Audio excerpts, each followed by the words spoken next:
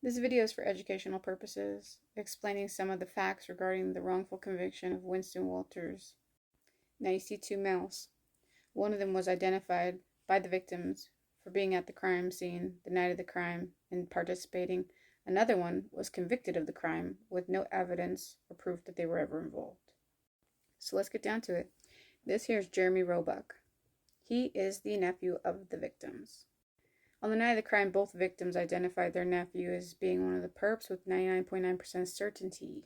Okay? Based off of voice, height, mannerism, knowing his way around the house. All different kind of keynotes that only somebody they were close to could know. This is Winston Walters.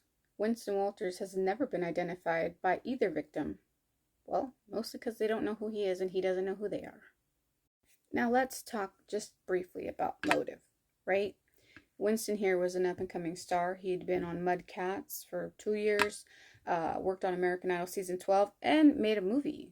Never came out due to these allegations. Doesn't know these people. Isn't exactly hurting for money, you know what I'm saying? Then we have our star pupil, the nephew. So the nephew was kicked out of the victim's son's home a month prior to the burglary.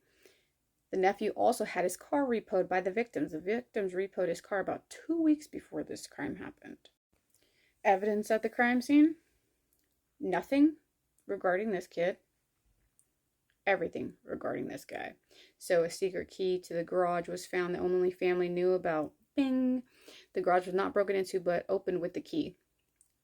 His Jimmy kit, which is used to break into cars, was found there, and his pill bottle was right next to it with his freaking name on it. You can't make this shit up. There's another ringer for me. See, the nephew here contacted the investigators hours after the crime happened, knowing that he was being accused of doing it, even though investigators were not looking for him yet.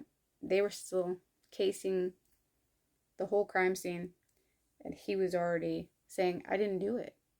And though the nephew was arrested for this crime, he was eventually let go. Now, what happens there, aside from incompetent investigations and incompetent police work, really, he was eventually let go, even though the victims stood by the fact that they believed it was him.